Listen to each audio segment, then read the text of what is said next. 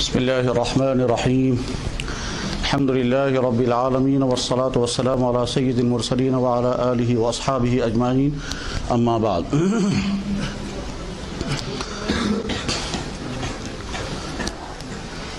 عزیزان گرامی، دنیا میں قیمتی سے قیمتی چیز، بہتر سے بہتر چیز، فائدہ مند سے فائدہ مند چیز کا اگر غلط استعمال ہو تو وہ انسان کے لیے مصیبت ہے، جس کو مس یوزنگ کہہ سکتے ہیں۔ پانی بہترین نعمت ہے، لیکن اگر یہ سیلاب بن جائے تو تباہی ہے۔ آگ بہترین نعمت ہے، جس کو عام طور لوگ نعمت سمجھتے نہیں ہیں، لیکن بہت بڑی نعمت ہے آگ۔ اور آپ تصور کریں اگر آگ نہ ہو تو پھر ساری زندگی ایک دم جام ہو جائے گی۔ جو کچھ ہم کھا رہے ہیں وہ آگ کے سہارے ہی کھا رہے ہیں۔ اگر آگ نہیں ہوتی تو ہم کچھ پکا ہی نہیں سکیں گے۔ تو آگ بہترین نعمت ہے، لیکن اگر اس کا غلط استعمال ہوا تو یہ بتانے کی ضرورت نہیں ہے۔ ہر آدمی سمجھ سکتا ہے کہ آگ کا غلط استعمال کیا کرے گا، تو جو کرے گا وہ ہر آدمی سمجھ سکتا ہے۔ ہوا بہترین نعمت ہے، جس کے بغیر زندگی گزر نہیں سکتی، لیکن یہ ہوا جب اپنی حد سے باہر نکلے گی پھر وہ ہوا نہیں ہوتی ہے، پھر وہ طوفان ہوتا ہے۔ اور وہ طوفان اگر زیادہ بڑا ہوا تو پھر ویسا جیسے قوم عاد کو برباد کر کے رکھ دیا تھا۔ اور آج میں جب خطرناک طوفان آتے ہیں تو سونامی کی شکل اختیار کر دیتی ہے۔ وہ ہوائی کا دباؤ ہوتا ہے جو پانی کو اتنا ابھار کر کے 50 فٹ اوپر اٹھا کر کے پھر بستیوں کو تباہ کرا دیتا ہے۔ بس فارمولا یہ بنا کہ بہتر سے بہتر چیز اگر غلط استعمال اس کا کیا جائے تو وہ انسان کے لیے تباہی کا ذریعہ بنتی ہے۔ انسان کی زندگی کی بہترین نعمت، بہترین دولت جوانی ہے۔ اس جوانی کا بہترین استعمال بھی ہو سکتا ہے اور غلط استعمال بھی ہو سکتا ہے۔ اگر اس کا بہترین استعمال ہوا تو اس کے اثرات ساری زندگی پر، اور اگر اس کا غلط استعمال ہوا تو اس کے اثرات بھی ساری زندگی پر۔ زندگی اگر جوانی کے اندر سدھر گئی، سنور گئی، سج گئی، جو کچھ اس کے اندر پیدا ہونا چاہیے وہ اگر پیدا ہو گیا تو اس کے اثرات ساری زندگی پر، اور ایک آدمی پر نہیں، اس پر، اس کے والدین پر، آگے ہونے والے اس کے زندگی کے پارٹنر پر، آگے پوری سوسائٹی پر پڑیں گے۔ اور اگر یہ بیچارہ بگڑ گیا تو وہ تباہی خود اس پر، اس کے والدین پر، بلکہ جن اداروں سے یہ نکل کر آیا ہوگا ان اداروں پر بھی اس کی تباہی آ سکتی ہے، اور آگے چل کر جو اس کی زندگی کا ساتھی بنے گا اس پر، اور آگے جو اگلی نسل بنے گی ان تمام پر، اور پوری سوسائٹی کے لیے زہر بنے گا۔ یہ ہمارے نبی جناب رسول اکرم صلی اللہ علیہ وسلم کو انسانی سوسائٹی کے ہر شعبے پر جیسی نظر تھی، اور ہر شعبے کی خرابیاں اور خوبیوں کو جس طرح سے سمجھاتے تھے، انسانی تاریخ میں کوئی ایسا پیدا نہیں ہوا۔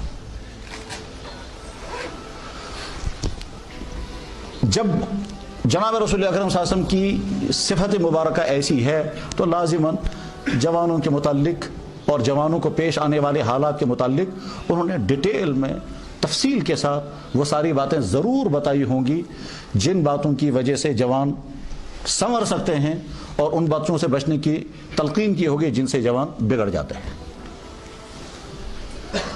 چنانچہ یہ بہت ہی حسن اتفاق ہے کہ آج ہی جب میں سبق پڑھا کر کے ادھر نکل رہا تھا تو وہاں حدیث آئی۔ اللہ کے نبی علیہ السلام نے ارشاد فرمایا، من یضمن لی ما بین لحییہ وما بین فخذیہ اضمن لہ الجنہ، جو مجھے گارنٹی دے گا کہ دو چیزوں کا مس یوز نہیں کرے گا، جو مجھے ضمانت دے گا کہ دو چیزوں کا غلط استعمال نہیں کرے گا، میں اسے گارنٹی دیتا ہوں کہ میرے ساتھ جنت میں آئے گا۔ ایک چیز آپ نے فرمایا، دونوں جبڑوں کے درمیان جو حصہ ہے، آپ کہیں گے دانتوں کے درمیان جو حصہ ہے، یعنی زبان سے انسان گالیاں دیتا ہے، لڑائیاں کرتا ہے، تہمتیں باندھتا ہے، گانے گاتا ہے، اور نہ جانے کیا کیا کرتا ہے۔ اور یہ زبان اسی سے لڑائیاں کرتا ہے، اسی سے اپنوں کو اپنے سے دور کر دیتا ہے، اسی سے گالی نکالتا ہے، اور سال ہا سال کے جگری دوست کو اپنے سے کٹوا دیتا ہے۔ یہی وہ زبان ہے کہ جو باپ اور بیٹے کے درمیان دوریاں، ماں اور بیٹی کے درمیان دوریاں پیدا کرا دیتی ہے۔ یہی وہ زبان ہے کہ جو مضبوط رشتوں کو توڑ کر کے رکھ دیتی ہے۔ عربی زبان میں جملہ بولا جاتا ہے، جراحت السنان لہا التیام ولا یلتام ما جرح اللسان، کہ نیزے کا زخم اگر لگ جائے گا وہ تو بھر سکتا ہے، لیکن زبان کا زخم بھرتا نہیں ہے۔ تو ہمارے نبی نے فرمایا کہ جو گارنٹی دے گا دونوں جبڑوں کے بیچ میں، دونوں دانتوں کے بیچ کے حصے کی حفاظت کرے گا، اس کا غلط استعمال نہیں کرے گا، اس کا مس یوز نہیں کرے گا، نمبر وہی زبان. اور اگلا جملہ فرمایا دونوں ٹانگوں کے بیچ میں، ایک حدیث میں ہے، اور ایک حدیث میں دونوں رانوں کے بیچ میں، ایک حدیث میں ہے ما بین رجلیہ، اور ایک حدیث میں ما بین فخذیہ. دونوں ٹانگوں کے بیچ کے پورشن کا غلط استعمال نہیں کرے گا، یا دونوں رانوں کے بیچ کے پورشن کا غلط استعمال نہیں کرے گا، تو میں گارنٹی دیتا ہوں وہ میرے ساتھ جنت میں آئے گا. اللہ کے نبی مہذب زبان بولتے تھے، اس لیے آپ نے کتنے مہذب انداز میں کیا چیز سمجھائی، یہ ہر آدمی سمجھ سکتا ہے کہ کیا ہمارے نبی نے سمجھایا کہ جو آدمی دونوں رانوں کے بیچ کے پورشن کا غلط یوز نہیں کرے گا، اس کے لیے میں گارنٹی دیتا ہوں میرے لیے جنت میں جائے گا. کیونکہ دنیا کی زیادہ تر خرابیاں انہی دو چیزوں سے ہوتی ہے، زبان اور دونوں ران کے بیچ کا پورشن، چاہے وہ مرد ہو چاہے وہ عورت ہو، چاہے وہ لڑکا ہو چاہے وہ لڑکی ہو. تو نقطہ جو میں سمجھا رہا تھا وہ یہ کہ اگر انسان نے اپنی جوانی کا صحیح استعمال کیا تو بے شمار ان خرابیوں سے بچ جائیں گے جو خرابیاں اس کی پوری زندگی کو برباد کر کے رکھ دیتی ہیں. اور اگر اپنی جوانی کی حفاظت نہیں کی تو بعد میں ساری زندگی اپنے لیے بھی بوجھ بنتا ہے، اپنے والدین اور سب کے لیے بوجھ بنتا ہے. ہمارے نبی محمد رسول اللہ صلی اللہ علیہ وسلم کبھی کبھی کوئی بات بطور دعا کے فرماتے تھے.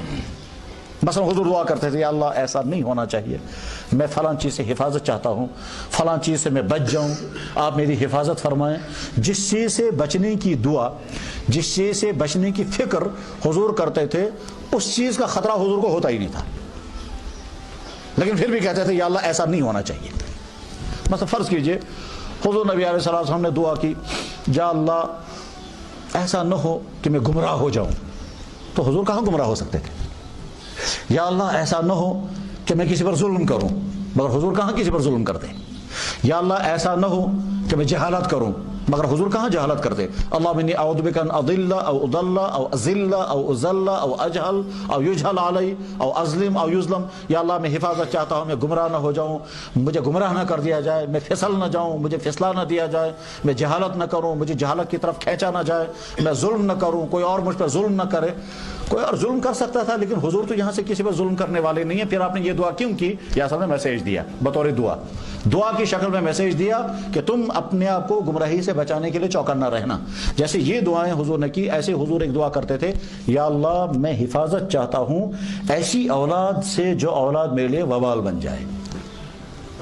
تو حضور کی تو کوئی اولاد ایسی نہیں ہے جو حضور کے لیے وبال بنتی.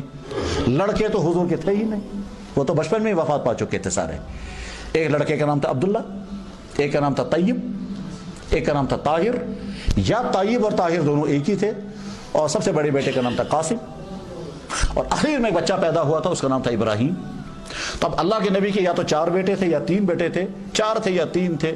وہ بچپن میں سب کی وفات ہو گئی، کوئی جوانی کے سرحد تک پہنچ ہی نہیں پایا. تو وہ بچے وفات حضور کے لیے وبال کیسے بنتے؟ وہ تو دنیا سے جا چکے ہیں. اس کے بعد بچ گئی بیٹیاں 4 تھی. بڑی بیٹی زینب، ان کے بعد نمبر 2 پر رقیہ، نمبر 3 پر ام کلثوم، نمبر 4 پر فاطمہ. ان 4 بیٹیوں میں سے کوئی بیٹی ایسی نہیں ہے جس کے متعلق حضور کو ٹینشن لینا چاہیے تھا کہ یہ شاید میرے لیے مصیبت بن جائے، یہ میرے لیے وبال بن جائے. کوئی نہیں. آخری بیٹی کے بارے میں خطرہ ہو سکتا تھا لیکن تو فاطمہ ہیں، اور فاطمہ کے متعلق حضور نے فرمایا جنت کی بیٹیوں کے سردار ہیں. تو اب کوئی بیٹی کوئی بیٹا ایسا نہیں ہے جو حضور کے لیے وبال بن سکتا ہو. مگر اس کے باوجود اللہ کے نبی کہہ رہے ہیں یا اللہ ایسی اولاد سے مجھے بچانا جو اولاد میرے لیے وبال بن جائے. یہ میسیج دیا اولاد کو کہ تم نے اگر اپنی جوانی کا غلط استعمال کیا تو تم وبال بنو گے اپنے لیے اور اپنے والدین کے لیے بھی. لہذا میرے نوجوان بھائیوں، آپ کی اس وقت کی جو عمر جو ہے یہ بے انتہا قیمتی عمر ہے اور بے انتہا نازک ہے. اگر ماحول انفیکشنوں سے پاک صاف ہوتا تو پھر کوئی چیز سمجھانے کی ضرورت ہی نہیں تھی. لیکن صورتحال یہ ہے، آپ سمجھیں کہ چلے کلان کے اندر ہوں، سردیاں بہرحال لگنے کا خطرہ ہے، اور جن لوگوں نے سردیوں کو جھیلا ہے اور سردیوں میں جو جو پریشانیاں آتی ہیں ان پریشانیوں کو جھیل چکے ہیں، وہ آپ کو سمجھانا چاہتے ہیں اس چلے کلام میں آپ کو کیا کیا ہو جائے گا. آپ کو زکام ہو سکتا ہے، آپ کو سردی لگ سکتی ہے، آپ کو ایسے کپڑے استعمال کرنے ہوں گے، یہ ساری چیزیں کرنی ہوں گی. ٹھیک اسی طرح سے جو جوانی کے سرحد سے آگے نکل چکے ہیں وہ آپ کے سامنے بتانا چاہتے ہیں کہ آپ جس جوانی کے دور میں گزر رہے ہیں اس جوانی میں کیا کیا خرابیاں آپ کو ہو سکتی ہیں اور ان خرابیوں کے کتنے برے نتائج نکل آئیں گے.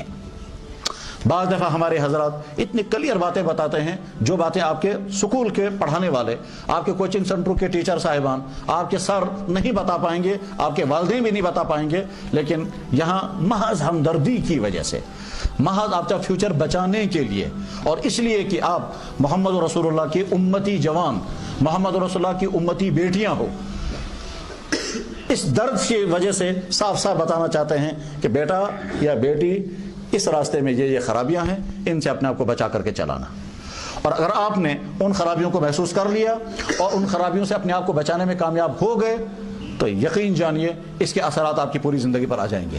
اور اگر خدا نخواستہ ان خرابیوں کو آپ نے محسوس نہیں کیا، یا محسوس تو کیا مگر اپنے آپ کو بچانے میں آپ کامیاب نہ ہو سکے، ماحول کے دباؤ کی وجہ سے یا اپنے نفس کے انکنٹرول ہونے کی وجہ سے آپ ان کے پیچھے دوڑتے گئے اور برباد ہوتے گئے، تو اس کا اثر آپ کی ساری زندگی پر پڑے گا۔ اور ہو سکتا ہے زندگی میں کبھی نہ کبھی آپ سوچیں اس وقت وہ بات میں نے سنی تھی، کاش میں نے اس پر عمل کیا ہوتا تو کتنا اچھا ہوتا۔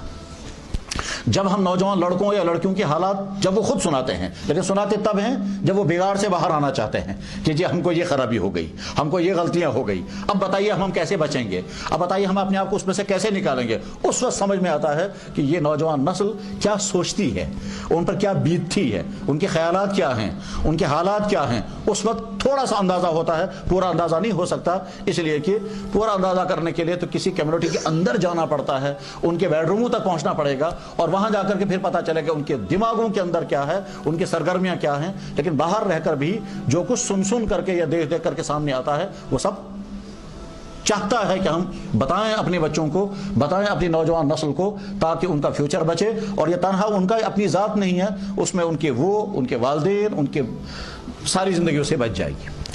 میرے نوجوان دوستو، جس عمر میں آپ اس وقت ہیں، اس عمر کو جوانی کی عمر، نوجوانی کی عمر کہتے ہیں۔ جوانی ابھی پوری نہیں ہے، یہ نوجوانی کی عمر ہے۔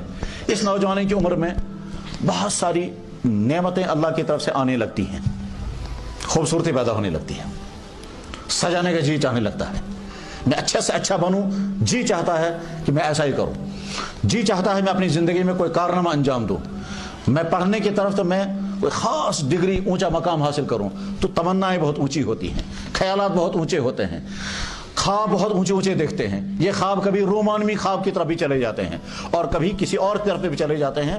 اس عمر کو اللہ کے نبی علیہ السلام نے فرمایا یہ جنون کی عمر ہے۔ الشباب شعبۃ من الجنون، پاگل پن کی ایک قسم جوانی بھی ہے۔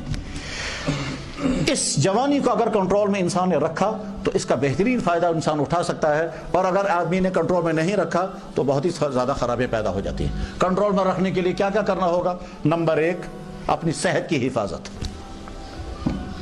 اس عمر میں اگر صحت بگڑ گئی تو پھر ساری زندگی یہ صحت کبھی واپس ملنے والی نہیں ہے۔ اس وقت بظاہر تو بڑے اچھے اچھے کپڑے پہنے ہوئے لڑکے پھرتے ہیں، مگر اندر سے کھوکھلے، کتنے ہی ہارٹ پیشنٹ جوانی میں، ہارٹ پیشنٹ، کڈنی فیلئر اور طرح کولیسٹرول کی بیماریاں جوانی میں۔ اس کی بہت ساری وجوہات، ان وجوہات میں سے یہ کہ آج اپنی صحت کی جیسی حفاظت کی جانی چاہیے ویسی حفاظت نہیں کرتے ہیں۔ کھانے پینے کا سسٹم ویسا نہیں جو صحت کو نفع پہنچائے۔ وٹامنس کی ساری تھیوریاں پڑھ رہے ہیں، مگر کھاتے ہیں وہ چیزیں جس میں کوئی وٹامن نہیں، کرکرے چبا رہے ہیں، تو اس سے کیا وٹامن آپ کو ملیں گے؟ پڑھتے ہیں سارے کے ساتھ کیلے میں یہ وٹامن ہے، سنگتروں میں یہ وٹامن ہے، فلاں چیز میں یہ وٹامن ہے، مگر کھانے کو تیار نہیں۔ ان کا سمجھتے ہیں کہ صاحب یہ تو بیکورڈ لوگوں کی چیزیں ہیں، ہم تو فارورڈ ہیں، ہم تو چاکلیٹ چبانے والے ہیں۔ تو اپنے کھانے کے سسٹم کو صحیح کریں تاکہ آپ کی صحت صحیح بنے، اپنے سونے کے سسٹم کو صحیح کریں تاکہ آپ کی صحت بچ جائے۔ جب راتوں راتوں کا آپ نیٹ پر رہیں گے اور اس باڈی کو نیند کی ضرورت ہے، خاص طور پہ جوانی میں، تو سسٹم ہی چینج ہو جائے گا۔ رات کو آپ نیٹوں پر جاگتے رہیں گے، ٹھیک، اگلے دن کلاس میں آ کر کیا کریں گے؟ ظاہر ہے چند دن ہو سکتا ہے لیکن اس کے بعد نہیں۔ تو اپنے کھانے کے سسٹم کو صحیح کریں، اپنے پینے کے سسٹم کو صحیح کریں۔ نیز لباس وہ پہنیں جو صحت کے لیے مفید، اس لباس سے اپنے آپ کو بچائیے جس لباس سے صحت برباد ہوتی ہے۔ انہی لباسوں میں سے آپ کی یہ سیکنڈ ٹائٹ ہے، جس صحت کے لیے بے انتہا مضر۔ ہوا لگنی چاہیے پانی پوری باڈی کو۔ ہم ترپال باندھ کر کے جب رکھیں گے اور اس ترپال میں ہوا بھی نہیں لگنے دیں گے۔ ابھی کچھ دنوں پہلے ایک لڑکے کا اس کا گھٹنا جو ہے وہ ٹخنا جو ہے وہ ٹوٹ گیا، کیونکہ روزانہ جب وہ نکالتا تھا وہ چڑھاتا تھا، اور وہ نکلتا اور چڑھتا نہیں تھا، تو ایک دن اس کا فریکچر ہی ہو گیا۔ تو میں صاف صاف کہنا چاہتا ہوں اپنا ایک مسلمان بھائی ہونے کے ناطے کہ یہ سیکنڈ ٹائر لوگوں کے ذہنوں میں سوار کرا دیا گیا اور انڈسٹری کے جو ہیں وہ طرح طرح کے ایڈورٹائزوں کے ذریعے سے ذہنوں سے اتار دیا گیا کہ آپ کی صحت کے لیے مفید ہے یا مضر، کہنے کے صاحب ہر ایک کو یہی پہننا ضروری ہے۔ تو ایسے لباس جو صحت کے لیے مضر، ان سے اپنے آپ کو بچائیں۔ بس فی الحال تو میں یہ تین ہی چیزیں عرض کروں گا، کھانے کا نظام صحیح کریں، سونے کا نظام صحیح کریں اور اپنے لباس کا سسٹم صحیح کریں۔ اور اس کے لیے ہمارے نبی محمد رسول اللہ صلی اللہ علیہ وسلم نے ایک ایک چیز کے بارے میں گائیڈ کیا۔ کھانے کے سسٹم کشمیریوں کا دیکھیں کیا ہے، گھروں میں لاکھوں روپے کا تانبے کا برتن ہوگا مگر کھانا کھائیں گے پلاسٹک میں، لاکھوں روپے کے تانبے کے برتن ہیں مگر دودھ لائیں گے پالیتھین میں۔ حالانکہ پالیتھین کی تھیوری آپ لوگ پڑھتے ہیں کتنے انفیکشن اس میں ہیں، اور پلاسٹک کے برتنوں میں کھانا کھا رہے ہو اس میں کتنا انفیکشن ہے، پھر ہے کس کے لیے یہ جو تانبے کے برتن ہے یہ سب دکھلانے کے لیے ہے، لہسن ترام کھا رہے ہیں پلاسٹک میں۔ تو یہ صحت کے لیے مضر صورتحال پیدا ہو گئی ہے، اسی وجہ سے بیماریوں کا سیلاب ہے، ایک طرف میڈیکل آسمان کو چھو رہا ہے، دوسری طرف سے بیماریوں کا سیلاب۔ تو صحت کی حفاظت۔ نمبر 2، اپنی کیریکٹر کی حفاظت۔ کیریکٹر کی حفاظت، ہر زمانے میں خرابیاں الگ الگ ہوا کرتی تھی، آج کے زمانے کی جو خرابیاں ہیں ان خرابیوں کو اچھی طرح سے سمجھ لینا چاہیے، وہ کیا کیا خرابیاں ہیں جو آج کے نوجوان لڑکوں یا لڑکیوں میں پیدا ہوتی ہیں، ان سے ہم اپنے آپ کو بچائیں گے۔ اور اگر کوئی بچہ لڑکا ہو یا لڑکی اس طرح کی خرابی میں پھنس چکا ہے تو آج ہی اپنے آپ کو بچاؤ، اس وقت پوری طرح ڈوبے نہیں ہیں، اس وقت آپ اپنے آپ کو نکال سکیں گے، جب پوری طرح ڈوب جائیں گے پھر نکال بھی نہیں سکیں گے، پھر تو کوئی طاقت آپ کو نکال نہیں پائے گی، آپ پھر تڑپتے رہیں گے، خود چاہیں گے بھی اس میں سے اپنے آپ کو نکالا مگر نکال نہیں سکیں گے۔ ان خرابیوں میں سے پہلی خرابی جو بہت زیادہ پھیل گئی ہے وہ ہے نوجوان لڑکوں اور لڑکیوں کے آپس کے غلط تعلقات، جس کو آپ کہیں گے افیئرس۔ یہ وہ زہر ہے جو اندر سے تو زہر ہے اوپر سے میٹھا ہے۔ یہ جناب رسول اکرم صلی اللہ علیہ وسلم نے ارشاد فرمایا، حجبت النار باللذائذ بالشہوات وحجبت الجنت بالمکارہ، اندر زہر ہے اوپر سے میٹھا ہے۔ یہ اس میٹھے کی وجہ سے آدمی جی چاہتا ہے میں اس کے نزدیک جاؤں، لیکن اندر سے یہ زہر ہے۔ یہ ایسے مان لیجئے کہ جیسے وہ کیپسول جو گلے کو بہت زیادہ نقصان پہنچانے والا ہو، گلے کو نہیں لگنا چاہیے، وہ دوائی جو گلے کے لیے بہت مضر ہے وہ دوائی پیٹ میں پہنچانی چاہیے، تو کیپسول کی شکل میں اس کو کھلاتے ہیں کہ کیپسول میں بند کر کے پھر وہ اندر جب جائے گی، وہ معدے میں جب پھٹے گا تو گلا بچ جائے گا۔ یا وہ دوائی جو بہت زیادہ کڑوی ہو اور وہ آدمی کھا نہ سکے، اس کو کیپسول میں بھرتے ہیں، اور کیپسول میں بھرنے کے بعد کا نیچے اتارو تو گلے میں تم کو کڑوا نہیں لگے گا، یہ کڑوے ہونے کی وجہ سے بعض دفعہ الٹیاں آ جاتی ہیں، تو وہ کیپسول گلے میں، تو اوپر سے یہ کچھ اور ہے اندر سے کچھ اور ہے۔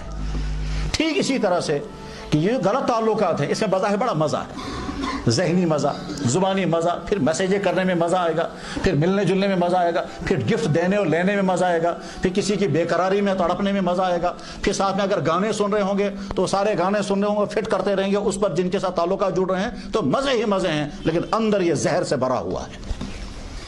اور شیطان اس میں پھنسا دیتا ہے لڑکوں کو، اور یہ نزدیک آتے جائیں گے، پھر وہاں تک پہنچتے ہیں کہ یہ وہ سب کچھ کرتے ہیں جو مسلمان سوچ بھی نہیں سکتا تھا۔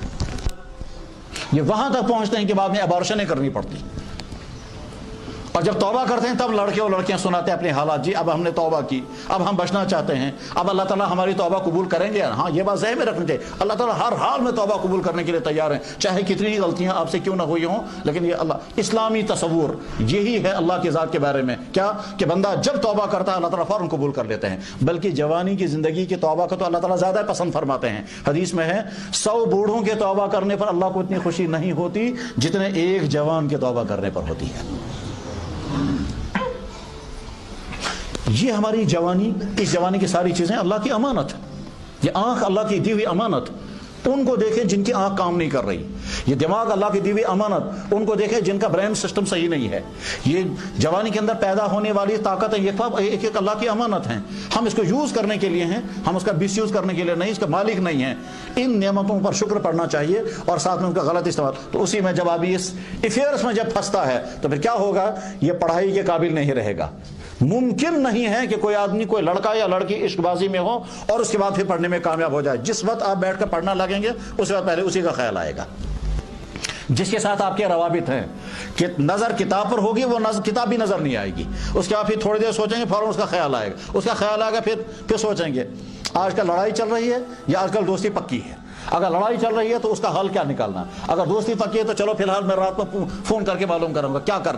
غرض یہ کہ انہی خیالات میں آپ کی راتیں گزریں گی. ایک طرف سے آپ امتحان کے لڑکے اور لڑکیاں پوچھتے رہتے ہیں کہ جی ہم کو امتحان کی تیاری کرنی, میرا دل ہی نہیں لگتا پڑھنے میں. جی پڑھتے ہیں مگر وہ یاد ہی نہیں رہتا, کیونکہ آپ کے ذہن میں کچھ اور بیٹھا ہوا ہے. وہ جو کچھ اور بیٹھا ہوا ہے وہ دل لگنے نہیں دے گا پڑھنے میں. جی نماز ہم پڑھتے تھے مگر نماز پڑھنے میں دل ہی نہیں لگتا, اس لیے لگتا کہ آپ کا دل کسی اور کے ساتھ ہے.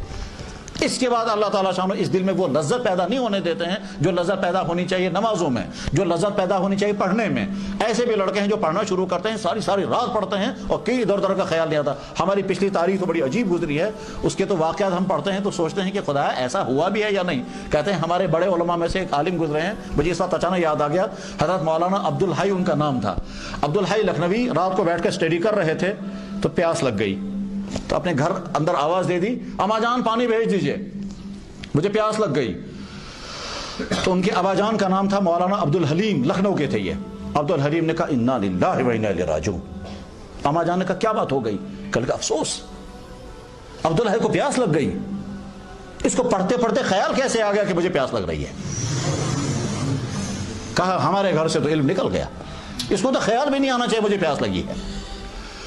بہت افسوس کرنے کے بعد کہا اب, کہنے لگا پانی نہیں, تیل لے جا کر کے رکھ دو. وہ اما جان جو ہے وہ گلاس لے کر کے آئی, بیٹا پانی اگر رکھ دیجئے, تو انہیں رکھ دیا ٹیبل پر, اور یہ پڑھ رہے, پڑھتے رہے. 4 گھنٹے کے بعد اسے خیال آیا میں نے پانی مانگا تھا. ٹھیک, اس کے بعد پھر کہا پانی تو رکھا ہے, اٹھا کر کے پیا, اور پینے کے بعد پھر پڑھنا سے پتہ ہی نہیں چلا کہ میں نے تیل پیا. ابا جان اندر جاگے ہوئے دیکھتے رہے بیٹا کیا کرے گا. 4 گھنٹے کے بعد تہجد کا وقت ہو چکا تھا. تہجد کی نماز انہیں پڑھے گا, یا اللہ شکر ہے ابھی حالت غنیمت ہے کہ میرے بیٹے نے پیاس تو محسوس کی مگر تیل پیتے پیتے اسے پتہ نہیں چلا میں پانی پی رہا ہوں یا تیل. اتنا مشغول تھا وہ پڑھنے کی طرف, اتنا ذہن لگا رہنا چاہیے. ایک سائنٹسٹ سے پوچھا آپ سائنٹسٹ کیسے بنے ہیں؟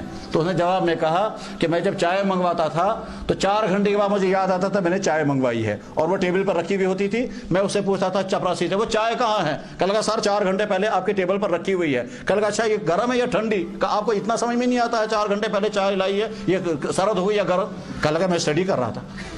اتنا انہماک ہونا چاہیے پڑھنے کی طرف. تو کہتے ہیں اپنے آپ کو سارا پڑھنے کو دے دو, پھر علم تھوڑا سا تمہیں کچھ دے گا. جب ہم افیئرس میں پھنسے ہوئے ہوں گے, لڑکا کسی لڑکی کے پیچھے, لڑکی کسی لڑکے کے پیچھے, اور ہم سوچیں گے پھر ہمارے اندر قابلیت پیدا ہو جائے گی, یہ پاگل پن ہے, کبھی قابلیت نہیں پیدا ہو سکتی. اس زہر سے اپنے آپ کو بچائیے, یہ آپ کی پڑھائی کو بھی کامیاب. اس کے بعد اگلا, جس رشتے کی بیس حرام ہو وہ رشتہ کبھی کامیاب نہیں ہو سکتا. لڑکے اور لڑکے جو آپس میں تعلقات جوڑتے ہیں یہ حرام ہے. حرام کسے کہتے ہیں؟ اس کائنات کے پیدا کرنے والے نے جس چیز کو الاؤ کر دیا وہ حلال, اور جس چیز کو اس نے بین کر دیا وہ حرام.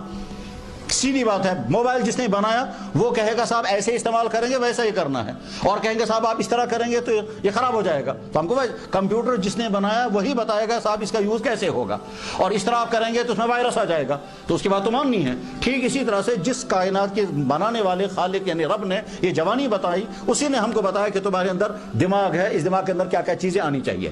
تمہارے اندر ایک نئی چیز میں پیدا کروں گا, تم اس کو کہو گے سیکس, اس کا کیسے استعمال کرو گے, غلط استعمال مت کرنا. تو یہ جو تعلقات شروع میں ابھی آپ جوڑتے ہیں اپنی کلاسوں میں, کوچنگ سینٹروں میں, یا پارکوں میں, یا کزن کے ساتھ, یا گھروں میں, یہ بیس اس کی حرام. اللہ نے کہا یہ حرام ہے. نہیں جی ہم چلائیں, بعد میں والدین سے پوچھیں یا نہ پوچھیں, بنیاد اس کی حرام پڑ گئی. اور جب کسی دیوار کی اینٹ ٹیڑھی لگ جائے گی, اس پر جو دیوار ہے وہ کبھی کھڑی نہیں رہ سکے گی, آگے وہ کامیاب ہونے والی نہیں ہے. اچھا, جب شیطان اس میں پھنسا دیتا ہے تو اس کے بعد کیا ہوتا ہے, لڑکا پیسے اس پر اڑاتا ہے, وہ لڑکی اس پر پیسے اڑاتی رہتی ہے. گھر والوں سے پیسے کھینچتے رہیں گے اور ان پر خرچ کرتے رہیں گے, اور وہ ان پر خرچ کرتے ہیں, پھر معمولی چیزوں پر لڑتے بھی رہیں گے, اور آپس میں کبھی عشق بازیاں ٹوٹتی ہیں, کبھی روٹتے ہیں, کبھی ایک دوسرے کو منواتے ہیں. اس روٹنے اور منانے میں ان کی زندگی گزرتی ہے. پھر ساتھ میں یہ دیکھتے ہیں, پھر فلموں میں دیکھتے ہیں, ان فلموں میں کیسی عشق معاشی ہو رہی, ہم بھی وہی کریں گے. پھر دیکھتے ہیں آج کی فلاں مووی اس میں یوں ہو رہا, ہم بھی وہی کریں گے. یہ میں سمجھا رہا ہوں کیا کیا ہوتا ہے. سیدھی بات ہے, جب آپ اس چکر میں پھنس جائیں گے تو آپ کہاں پڑھیں گے, پھر وہ کہاں قابلیت پیدا ہوگی. اس لیے بڑی افسوس کے ساتھ جب کشمیری ذہین ترین قوم ہے, ذہین ترین قوم بر صغیر کی قوموں میں, مگر نل قوم پیدا ہو رہی ہے کہ باہر کے لڑکوں کے مقابلے میں جب یہاں کے لڑکے آتے ہیں کچھ بھی نہیں کر پاتے, انجینئر کالج کے پروفیسر نے مجھے بتایا کہ کچھ بھی نہیں یہاں کے لڑکے، وہ باہر کے سوکھے ہوئے بہاری یا ساؤتھ افریقہ کے ساؤتھ انڈیا کے لڑکے آتے ہیں، وہ سوکھے ہوئے کالے ہوتے ہیں، اور ہمارے لڑکے چمکتے ہوئے ہوتے مگر زیرو، ان کے سامنے ٹک ہی نہیں پاتے۔ کمپٹیشن کا دور ہے کیونکہ پڑھتے ہی نہیں ہیں۔ بہرحال اس زہر سے اپنے آپ کو بچائیں، لڑکے ہوں یا لڑکیاں، اپنے آپ کو اس سے بچائیں۔ اور اگر شیطان نے اور آگے پہنچایا اور پہنچاتا ہے، وہ رکنے نہیں دے گا۔ پہلے ملاقات ہوگی، پھر ملنا جلنا ہوگا، پھر گھر کے معلومات کہیں گے، پھر آپ کی تمنائیں کیا ہیں، پھر آپ کی چاہشیں کیا ہیں، پھر آپ کیسے سے رشتہ پسند کریں گے، یہاں سے مڑنے لگیں گے۔ اچھا کیسے پسند کریں گے، پھر سوچنے لگے کہ میں کہوں، وہ کہے گی میں کہوں، اس کے بعد پھر کتنا اچھا رہے گا ہمارا آپس میں رشتہ ہوگا، پھر ایک قدم اور شیطان کہے گا پھنستے رہو، ابھی اور آگے لے جاؤں گا میں تمہیں۔ ہوتے ہوتے اب آگے ہم آپ ڈیسائیڈ کریں گے۔ پھر یہ بھی ہوتا ہے کہ جا کر پھر ہم نکاح کر کے رکھیں گے، کیا پتا کل کو والدین مانیں گے یا نہیں، پھر چپکے سے جا کے نکاح کریں گے۔ ابھی اسی ہفتے میں نوجوان لڑکا میرے پاس آیا، کہنے لگا جی میں توبہ کرنا چاہتا ہوں، میں نے خفیہ نکاح کیا ہے، اب میرے والدین مانتے ہی نہیں، مجھے کہیں اور نکاح کرنا ہے، مگر جس کے ساتھ میرا نکاح ہوا ہے اس کا کیا کروں گا اب؟ تو میں نے کہا تم آپس میں ملتے بھی رہے ہو؟ کہنے لگا ملتے بھی رہے، کہاں کہاں؟ اور اسے بڑی دردناک کہانی سنائی، اندھی کہانی سنائی، جس اندھی کہانی میں وہ پھنسے ہوئے تھے۔ یہ نکاح کہاں کیا؟ کہا کہیں کلاس میں بیٹھ کر کیا تھا، دو چار لڑکے بیٹھ کر۔ شیطان کیا کیا کراتا ہے۔ اس لیے میرے نوجوان بھائیوں، آپ لڑکے ہوں یا لڑکیاں، اپنے آپ کو اس دلدل سے بچاؤ جو میٹھا زہر ہے۔ اگر آپ اس کو بچانے میں کامیاب ہو گئے تو آپ کی آگے ساری زندگی کامیاب ہو جائے گی، ورنہ ناکام ہو جائے گی۔ اس لیے کہ جب ابھی سے آپ طے کریں گے مجھے تم سے کرنا ہے، وہ کہے کہ مجھے آپ سے کرنا ہے، میں تم پر فدا اور وہ تم پر، کوئی کسی پر فدا نہیں ہوتا۔ یہ سب الفاظ ہیں اور یہ لفظوں میں، ہاں کہیں کہیں پھر مجبور ہو کر کے سوسائڈ بھی کرتے ہیں۔ ٹھیک ہے صاحب، آگے چل کر کے جب آپ کے رشتہ کرنے کا وقت آئے گا تو گھر والے کہیں گے سوال ہی نہیں پیدا ہوتا، ہم وہاں ہونے دیں، ہم تو فلاں جگہ کریں گے، تب آپ ٹینشن میں آ جائیں گے۔ ادھر سے ان کے ساتھ وعدے کیے ہیں تو کریں وہاں یا نہ کریں، گھر والے مانتے نہیں۔ اگر گھر والوں کو زبردستی منوایا تو ان کا دل دکھ رہا ہے، وہ نہیں چاہتے ہیں آپ کا رشتہ وہاں ہو، مگر آپ مجبور ہو کر یہ رشتہ بھی کبھی کامیاب ہونے والا نہیں۔ اور اگر گھر والوں نے نہیں مانا اور آپ نے زبردستی کی تو اس کے بعد پھر کیا ہوگا؟ آپ کے اس رشتے کو کامیاب ہونے کی ضمانت کہیں سے نہیں ملے گی۔ کل کو جب تلخیاں پیدا ہو جائیں گی، یہ لڑکیاں روتی ہیں بعد میں۔ آج بھی ہمارے سامنے صبح ایک کیس آیا، میں نے کہا مجھے فرصت نہیں ہے سننے کی۔ کیا صاحب؟ لڑکی کہتی تھی کہ جی مجھے میرا شوہر ساتھ آتا ہے، وہاں مجھے زیورات بھی میرے کھا گئے وہ، اور میرا مہر بھی لے گئے۔ میں نے کہا ٹھیک ہے تمہارے والد کو بلاؤں۔ کہا لگا اس کو نہیں بلانا۔ کیوں؟ کہا میں نے اس کے بشت میں پیٹ درامد سے، میں نے ان کو پوچھا ہی نہیں ہے، ان کے پوچھے بغیر میں نے خود بخود نکاح کیا ہے، اور نکاح کیا ہے وہ تڑپ رہی ہے پرچہ۔ یہ جو قربانیاں ایک دوسرے پر دینے کے وعدے ہوتے ہیں، یہ سب دھوکے ہوتے ہیں۔ آگے جب زندگی سٹارٹ ہوتی ہے بعد میں کوئی، جس رشتے میں والدین کا سپورٹ پیچھے سے نہ ہو، لڑکا ہو یا لڑکی، وہ رشتہ کامیاب نہیں ہوتا۔ اس لیے اس زہر سے اپنے آپ کو بچا کر رکھیں، غلط تعلقات سے اپنے آپ کو بچا کر رکھیں، عہد کر کے رکھیں۔ جو بھی ہماری کلاس میں لڑکی ہو یا کالج کی لڑکی ہو یا سکول کی لڑکی ہو یا کہیں سے ملنے جلنے والی ہو، وہ ہماری مسلمان بہن ہے۔ ہم غلط نظر سے اس کی طرف دیکھیں گے بھی نہیں، ہم غلط خیالات اس کے متعلق نہیں لائیں گے، بلکہ ایک قدم اور آگے بڑھ کر کے اس عمر میں سیکس کے خیالات بھی دماغ میں نہیں لانے چاہیے، سیکس کی چیزوں کو بھی نہیں دیکھنا چاہیے، ایسی کتابیں بھی نہیں پڑھنی چاہیے جن میں یہ سیکس کے مسائل ہوں، فلمیں میگزینیں بھی نہیں پڑھنی چاہیے، سپورٹس میگزینیں بھی نہیں پڑھنی چاہیے۔ ان کا فائدہ کچھ نہیں ہوتا ہے، وہ دراصل انڈسٹری ہے اور وہ بزنس ہے اور ہماری زندگی برباد کر دیتے ہیں۔ مثلا فرض کیجئے آپ نے ہیروؤں ہیروئنوں کی کہانیاں پڑھی، آپ کو کیا ملے گا اس سے؟ کچھ نہیں۔ ہمارا وقت برباد ہو رہا ہے، تو اتنا خیال آئے گا ہم بھی ایسے ہی ہوتے، وہ ایسے تو ہو نہیں پائیں گے، تو ٹھیک ہم بھی ایسے ہی ہوتے، اور وہ تو ایسے تو ہو نہیں پائیں گے، جیسے آپ بن پا رہے تھے ویسے بھی نہیں بن پائیں گے۔ بہرحال پہلی چیز جس سے اپنے آپ کو بچانا ضروری ہے وہ یہ لڑکوں اور لڑکیوں کے تعلقات جو ہوا کر ان سے اپنے آپ کو بچائیں۔ اور کامیاب لڑکا وہ ہے، کامیاب بیٹی وہ ہے جو اپنے تعلقات میں جو اس زہر میں پھنسا ہوا ہو اس کو بچانے کی کوشش کرے۔ اپنے آپ کو بچاؤ، دوسروں کو بھی بچاؤ، اور اگر تمہارے ذریعے سے کوئی بچنے میں کامیاب ہو گیا، ساری زندگی وہ تمہارا احسان مند ہوگا اور وہ کہتا رہے گا کہ ہم تو برباد ہو گئے تھے، وہ فلاں کی وجہ سے ہم بچ گئے ہیں۔ دوسری چیز جو اس وقت یہاں کے نوجوانوں میں مسلط ہو گئی ہے وہ کیا ہے؟ وہ ہے ڈرگز، چاہے وہ شراب کی شکل میں ہو، چاہے وہ دوسرے منشیات کی شکل میں ہو، اور نہ جانے کن کن اداروں کن کن طبقوں کی طرف سے یہاں وہ مہیا ہو رہا ہے۔ شروع میں انسان سوچتا ہے میں دیکھوں گا ہوتا کیا ہے اس سے، شروع میں تصور رہتا ہے ورنہ کہاں میں شرابی بنوں گا، ورنہ کہاں میں ڈرگسٹ بنوں گا، ورنہ کہاں میں روزانہ یہ انجیکشنیں کروں گا، میں آج کر کے دیکھتے ہیں پتہ چلے گا اس سے کیا ہوتا ہے، اور اس طرح سے آہستہ آہستہ انسان اس پہ پھنس جاتا ہے، اور جب پھنس جاتا ہے اس کے بعد پھر آدمی نکل نہیں سکتا، پھر یہ ویسی مصیبت بنتا ہے اپنے لیے، اس سے صحت برباد، جوانی برباد، لڑکا مرد نہیں رہتا، لڑکی خاتون نہیں بن پاتی، بانجھ پن آ جاتا ہے، اور دماغی حالتیں ختم ہو جاتی ہیں، حافظہ ختم ہو جاتا ہے، قابلیتیں وہ جو خواب ہوتے ہیں کچھ بننے کے وہ خواب سارے بکھر جاتے ہیں. اس کے بعد آدمی کہتا ہے میں کچھ نہیں بن سکتا، مجھے تو بس اب اگر ملنا چاہیے تو مجھے شام کی خوراک ملنی چاہیے، صبح کی خوراک ملنی چاہیے. پھر گھر والے کتابوں کے لیے پیسہ دیتے ہیں، یہ دوائیاں خریدتا ہے. گھر والے کتابوں کے لیے پیسہ دیتے ہیں، یہ براؤن شوگر خریدتا ہے، یہ وہ کیپسول خریدتا ہے اور وہ کھاتا ہے، وہ انجیکشن خریدتا ہے. یہاں تک کہ نوجوان لڑکے چیری پالش چباتے ہیں اور روٹیوں کے ساتھ وہ ملتے ہیں، جیسے مکھن کھاتے ہیں ویسے لڑکے اور لڑکیاں کھا رہے ہیں. مجھے ایک بھائی نے بتایا کہ لگا فلانی اسلامک یونیورسٹی میں لڑکیاں جو ہیں وہ چیری پالش کالی روٹیوں پر ملتی ہیں اور پھر ایسے کھاتے ہیں جیسے. واقعتاً جب انسان جو رنگ میں پھنستا ہے تو یہی ہوتا ہے بعد میں. یعنی ہم لوگ تو کان پکڑتے ہیں یہ سن کر یا سوچ کر، لیکن جو اس میں ڈوب جاتا ہے وہ کہتا ہے تمہیں کیا پتا اس میں کیا مزہ ہے. اس لیے اسے اپنے آپ کو بچائیں. تیسری چیز جو بہت زیادہ ضروری ہے وہ یہ کہ اس وقت مسلمان اپنے دین سے مسلسل دور ہوتے جا رہے ہیں. ہر طبقے کا حال یہی ہے، نوجوانوں کا حال بھی یہی ہے. ان کو نہیں معلوم ہے کہ اللہ کے بارے میں ایک ایمان والے کا تصور کیا ہونا چاہیے، اللہ کے نبی کے بارے میں ہمارا عقیدہ اور ایمان کیا ہونا چاہیے، یہ زندگی خدا نے کیوں بنائی ہے، اللہ نے جو کتاب بھیجی ہے وہ کتاب کیسی کتاب ہے. تو جب آپ طرح طرح کے سبجیکٹس پڑھ رہے ہیں یہ بھی پڑھیے کہ ہم مسلمان ہیں، ہمارا قرآن اللہ کے بارے میں کیا کہتا ہے، اللہ کا پورا تعارف ہمارے سامنے آنا چاہیے. اور خاص طور پر جب آپ سائنس پڑھتے ہیں، جب آپ میڈیکل پڑھتے ہیں، اس کے بعد تو اللہ کو پہچاننا بہت آسان. میڈیکل پڑھ کر کے، انیٹمی پڑھ کر کے، فزیالوجی پڑھ کر کے، باٹنی پڑھ کر کے جو آدمی خدا کو نہ پہچان سکے اس سے بڑا محروم اور کون ہے. کہ جب آدمی انیٹمی پڑھتا ہے خدا کی قدرت کیسی عجیب، بدن کا ایک ایک آرگن کیسا خدا نے بنایا اور ایک ایک آرگن کا فنکشن کیسا خدا نے بنایا. قدم قدم پر یہ بدن بتاتا ہے اس کے پیچھے اللہ کی طاقت ہے اور وہی اس کو پیدا کرتا ہے. آپ لوگ باٹنی پڑھتے ہیں، ایک ایک پلانٹ بتاتا ہے کہ خدا کا نظام کیا ہے. ابھی مجھے پرسوں ایک صاحب ملے، میں نے کہا کیا پڑھ رہے ہو آپ؟ کہا کہ جی زوالوجی پڑھتے ہیں. میں نے کہا اچھا بتاؤ جانوروں کی میں کیا کیا دیکھا تم نے؟ کہا جی بہت دیکھا. میں نے کہا کوئی نئی بات سناؤ. کہا جی نئی بات آپ کو سناتا ہوں. مچھلیوں کی ایک قسم ایسی ہے جو نر بھی بنتی ہے مادہ بھی بنتی ہے. اگر آگے سے نر آ ہوا ہو تو یہ مادہ بن جائے گا اور آگے سے مادہ آ رہا ہوگا تو یہاں سے نر بن جائے گا. کیسا بڑا ہے وہ خدا جس نے یہ سسٹم بنایا.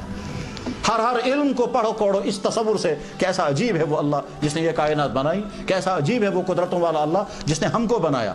تو علم پڑھ کر کے اللہ کو پہچانا اور ساتھ میں قرآن.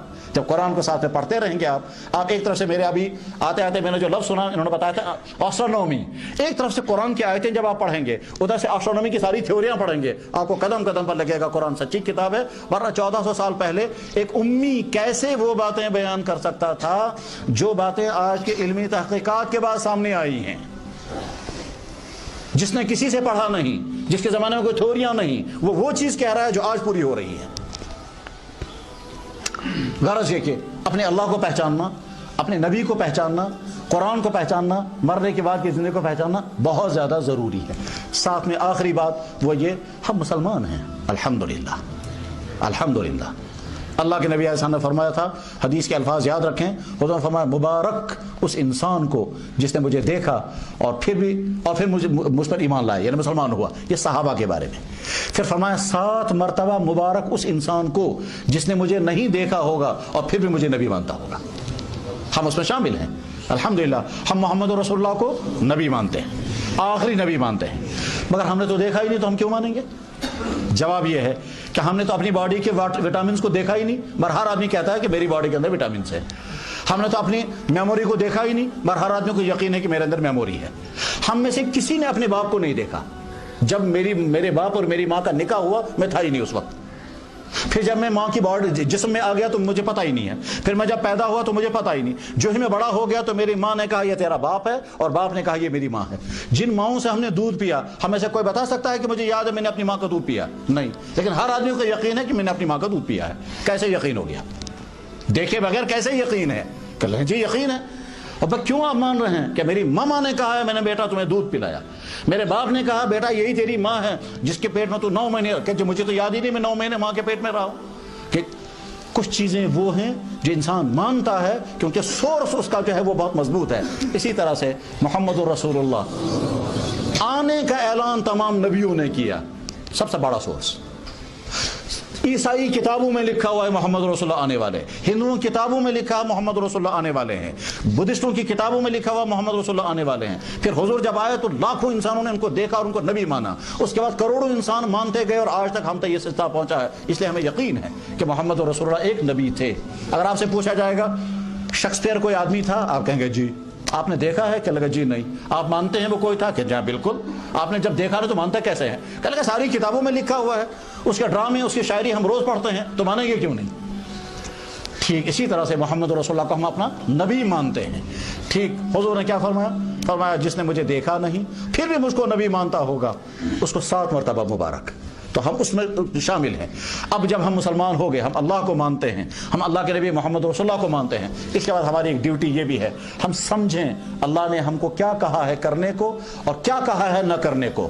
जो करने को कहा है वो करेंगे और जिनसे बचने को कहा है उनसे बचेंगे। और मोहम्मद रसूलुल्लाह जिनको हमने अपना नबी माना, उन्होंने क्या कहा है करने को और किन चीज़ों से बचने को कहा है। उन्होंने कहा होगा माँ बाप के साथ कैसे रहोगे, हम वैसे रहेंगे। उन्हें कहा होगा अपने दोस्तों के साथ कैसे रहोगे, वैसे रहेंगे। उन्हें कहा होगा ड्रेस कोड तुम्हारा क्या होगा, वैसे ही करेंगे। उन्हें कहा होगा तुम्हारे सामने खूबसूरत लड़की आएगी उस वक्त तुम क्या करोगे। लड़कियों को कहा होगा तुम्हारे सामने खूबसूरत लड़के आएंगे उस वक्त तुम क्या करोगे। हम वही करेंगे। जिन चीज़ों से उन्होंने मना किया उनसे हम बचेंगे, जिन चीज़ों के करने को उन्हें हुक्म दिया वो हम करेंगे, उसी में हमारे कामयाबी है। बिल्कुल ऐसे जैसे आप डॉक्टर के पास जाएंगे, डॉक्टर आपसे क्या कहेगा, बेटा आपको ये तकलीफ हो गई है, आप ये दवाइयाँ खाओ और इन चीज़ों से परहेज करो। आप इन चीज़ों से परहेज करो, परहेज करेंगे तो बस ठीक इसी तरह से हमारे नबी मोहम्मद रसूलुल्लाह ने कुछ चीज़ों से बचने का हुक्म दिया है। उनमें से शराब, ड्रग्स, आवारगी, मास्टरबेशन, लड़कियों के साथ ताल्लुकात, इन तमाम चीज़ों से अपने आप को बचाओ तो आपकी ज़िंदगी का। हमारे नबी ने जिन चीज़ों को बैन कर दिया उसमें हमारा फ़ायदा है, उनका कोई फ़ायदा नहीं। अगर हम उन चीज़ों से अपने आप को बचाएंगे हमारा फ़ायदा होगा, और अगर उन चीज़ों से अपने आप को बचाएंगे नहीं हमारा नुकसान होगा, हुजूर का कोई नुकसान नहीं। मसलन कुरान की ज़बान में हुजूर ने कहा खाओ पियो, फजूल खर्ची मत करना।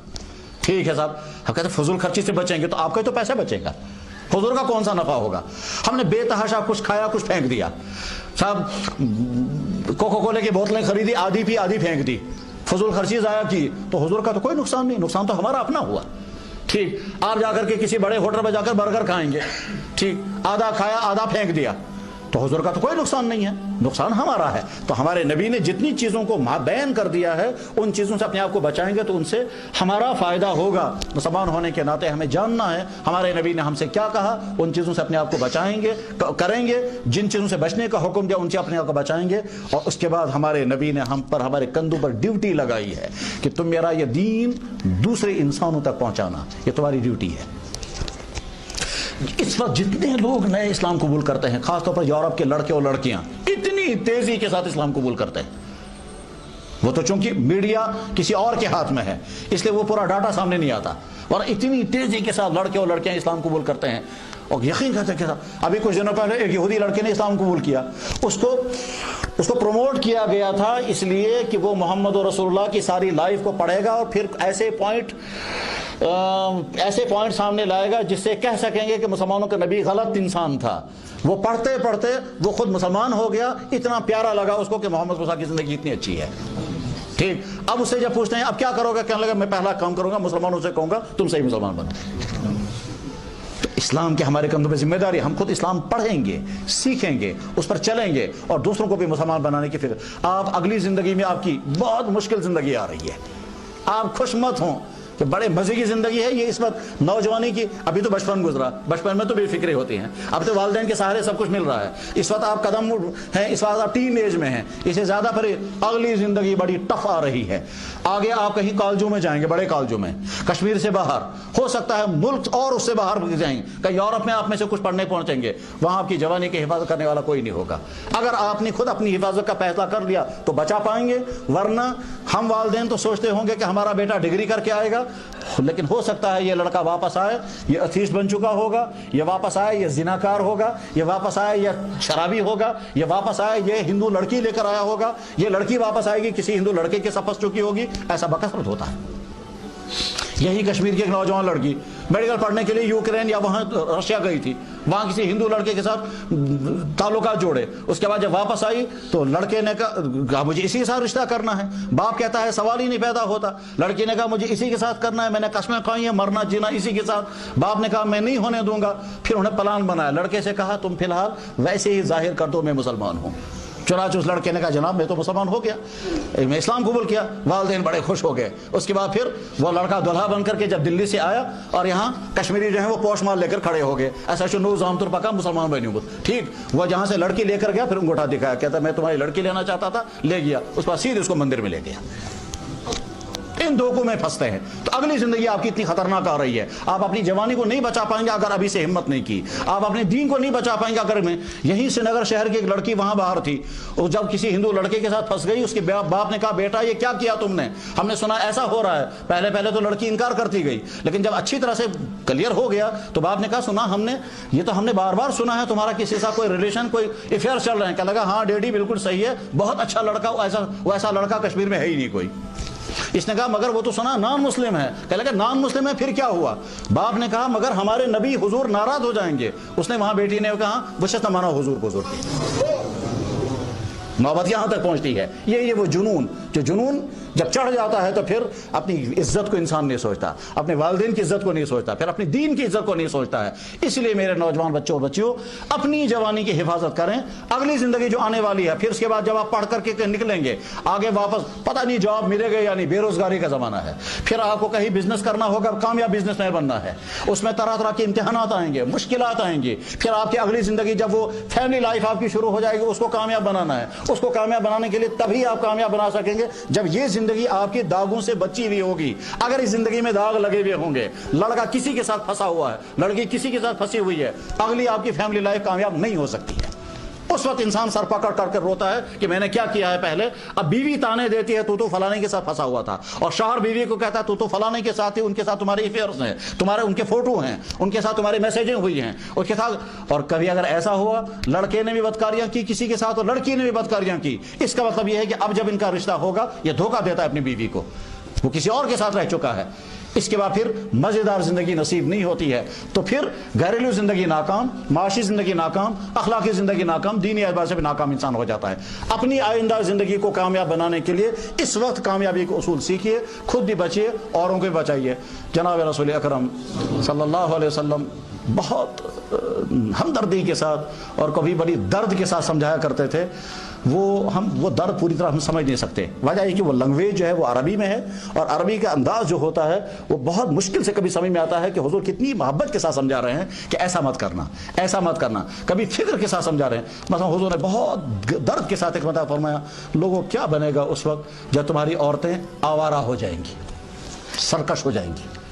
نوجوان بیٹیاں سوچیں، فیشن اپنے بدن کو سجا کر کے دوسروں مردوں کو اپنی طرف کھینچنا، اللہ کے نبی نے پہلے فرمایا عورتیں آوارہ ہو جائیں گی۔ ہمارے نبی نے فرمایا چوکن نہ رہیں۔ نادان ہیں وہ بیٹیاں جو اپنے بدن کو سجا کر کے اجنبی مردوں کے سامنے لائیں اور پھر امید رکھیں کہ ہماری عصمت کو کوئی چھیڑے گا نہیں۔ کہتا مکھن کو آپ آگ کے نزدیک لے جائیے اور اس کے بعد کہیے مکھن پگھلنا نہیں چاہیے، وہ تو پی لے گا۔ پھول کو جب دھوپ کے سامنے رکھیں گے پھول تو سوکھے گا۔ ایک طرف سے چاہتے ہیں کہ صاحب آپ خوبصورت سے خوبصورت بن کر لڑکوں کے سامنے آئیں، اور ساتھ میں چاہتے ہیں ہماری عصمتیں محفوظ رہیں، وہ محفوظ رہنے والی نہیں ہے، اور آگے چل کر پھر عصمتوں کے محفوظ رہنے کا یہ غیرت بھی ختم ہو جاتی ہے، پھر تو بے غیرتی اتنی آ جاتی ہے کہ نوجوان لڑکیاں یہیں سے پیچھا کریں گے۔ وہ بھی اللہ کے نبی نے فرمایا ایک وقت آئے گا کہ لڑکیاں یہیں سے پیچھا کریں گی اور چاہیں گے کوئی ہمارا پیچھا کرے گا، اور اگر کسی کا پیچھا نہیں ہو رہا ہوگا تو وہ پچھتائے گی کہ صاحب میں شاید کچھ زیادہ بیوٹیفل نہیں ہوں، میں زیادہ خوبصورت نہیں ہوں، میں کچھ اور فیشن کروں گی تاکہ میرا بھی کوئی پیچھا کرنے لگے۔ یہاں سے جب حیا رہتی ہے تو اس کا انداز کچھ اور ہے، اور جب بے حیائی شروع ہو جاتی ہے تو اس کا انداز کچھ اور ہے۔ تو حضور نے کیا فرمایا لوگوں اس وقت تمہارا کیا بنے گا جب تمہارے نوجوان لڑکے اور لڑکیاں بگڑ جائیں گے، اور آگے فرمایا صحابہ نے کہا یا رسول اللہ ایسا ہوگا تعجب کے ساتھ؟ حضور نے فرمایا ہاں، عورتیں آوارہ ہو جائیں گی، نوجوان فاسق و فاجر بن جائیں گے۔ صحابہ نے کہا یا رسول اللہ ایسا کیسے ہوگا؟ حضور نے فرمایا ہاں یہ ہوگا، اس سے بھی زیادہ برا حال ہوگا۔ کیا؟ اس وقت کیا بنے گا جب تم کو کوئی اچھی بات بتانے والا نہیں ہوگا اور گندے کاموں سے کوئی روکنے والا نہیں ہوگا۔ آج کے نوجوان لڑکیوں کی یہی ہے کہ ہم دیکھتے ہیں ایک لڑکا اور لڑکی پارک میں بیٹھے ہوئے ہیں، کلیئر بات ہے یہ غلط ہے ان کا بیٹھنا، مگر ہم کہتے ہیں ایسا کیا کریں جگہ سائیں کے گستن جگہ سنا سک، ہم جو کہتے ہیں ہونے دو جو ہو رہا ہے۔ سکول کا ٹیچر دیکھ رہا ہے لڑکے لڑکی کی حالت صحیح نہیں ہے، وہ زبان سے بولنا نہیں چاہتا، حتیٰ کہ والدین کو پتہ چل رہا ہے لڑکی کی حالات ٹھیک نہیں ہے، وہ باتھ روم میں چٹکنی لگا کر موبائل پر کسی سے بات کر رہی ہے، یہ ڈاؤٹ، یہ شک کی بات ہے۔ لڑکا جو ہے رات کو چٹکنی لگا کر رات کو کسی سے باتیں کرتا ہے، یہ شک کی بات ہے۔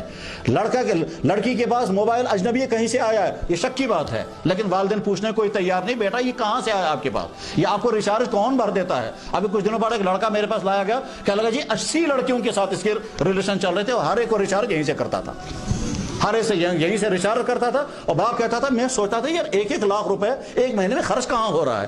اب مجھے پتا چلا اسے 80 لڑکوں کے ساتھ تعلقات ہیں اور ہر ایک کو یہیں سے ریچارج کرتا تھا اور ان سے باتیں کرتا تھا۔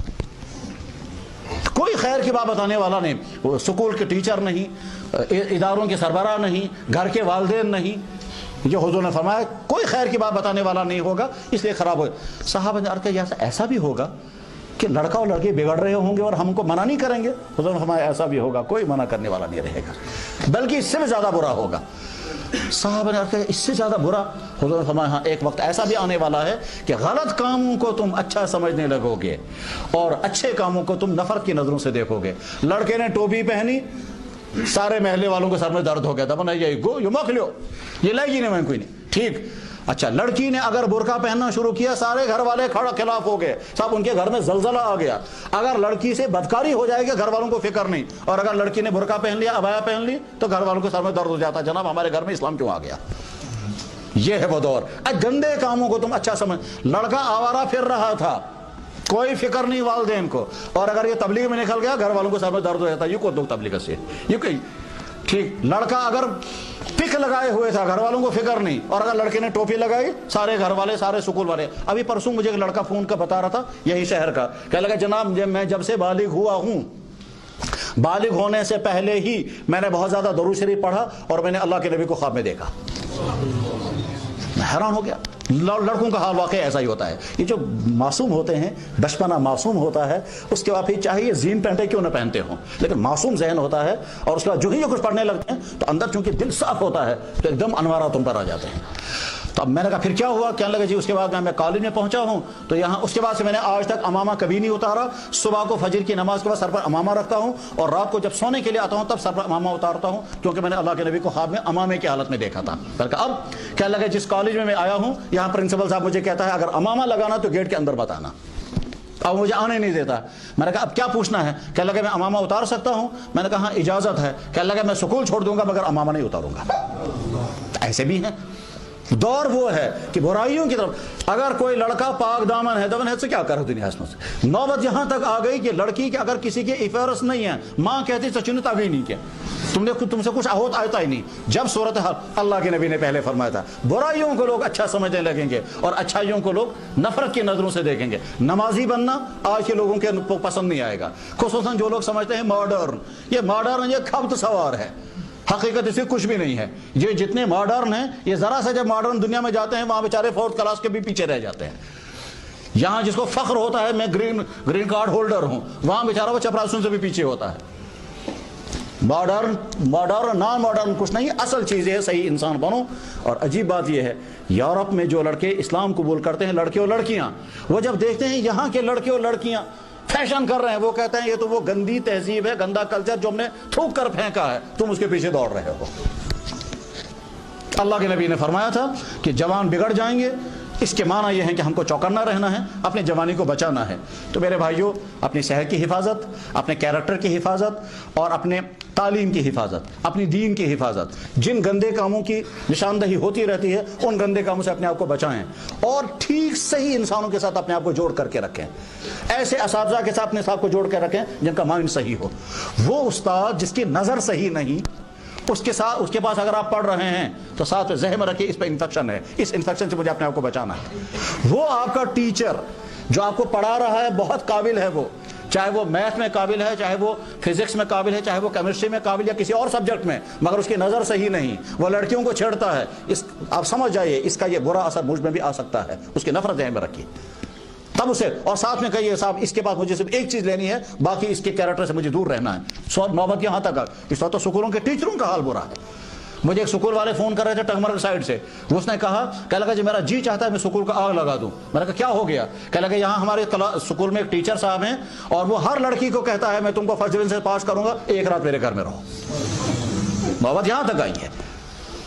اس لیے نوجوان بچیاں چوکنا رہیں اور نوجوان لڑکے بھی چوکن، ان تمام گندی چیزوں سے اپنے آپ کو بچائیں تو آپ کی زندگی آگے کامیاب ہو جائے گی۔ آپ یہ مت سوچیں والدین کا پیسہ چل رہا ہے تو جیسے ویسے نہیں، آگے ٹف زندگی آ رہی ہے، اس ٹف زندگی کے لیے آپ کو بہت زیادہ ڈسپلن چاہیے، بہت زیادہ پیشنس چاہیے، بہت برداشت چاہیے، تب اس کے بعد کامیاب ہو سکیں گے۔ اللہ تعالیٰ ان باتوں کو بیلے اور آپ کے لیے مفید بنائے۔ اس آپ کے ساتھ بہت مفید گفتگو کر رہے تھے ہمارے محترم اور بہت مخلص دوست ڈاکٹر نذیر احمد، میرے ہم نام ہیں، یہ مجھ سے زیادہ بہتر گفتگو کرتے ہیں، خاص طور پر آپ ہی کے شعبے سے قریب رہتے ہیں، تو ان کی مفید گفتگو کو آپ سنیں اور فائدہ اٹھائیں اور یاد رکھیں اللہ جل شانہ ان باتوں کو جن میں سے کچھ کڑوی بھی ہوں گی آپ کے لیے مفید بنائیں۔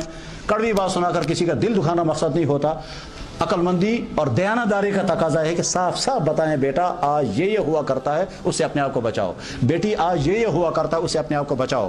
آپ کو ماڈرن بنانے کے نام پر ایسا نہ ہو آپ کی عصمتیں لٹ جائیں۔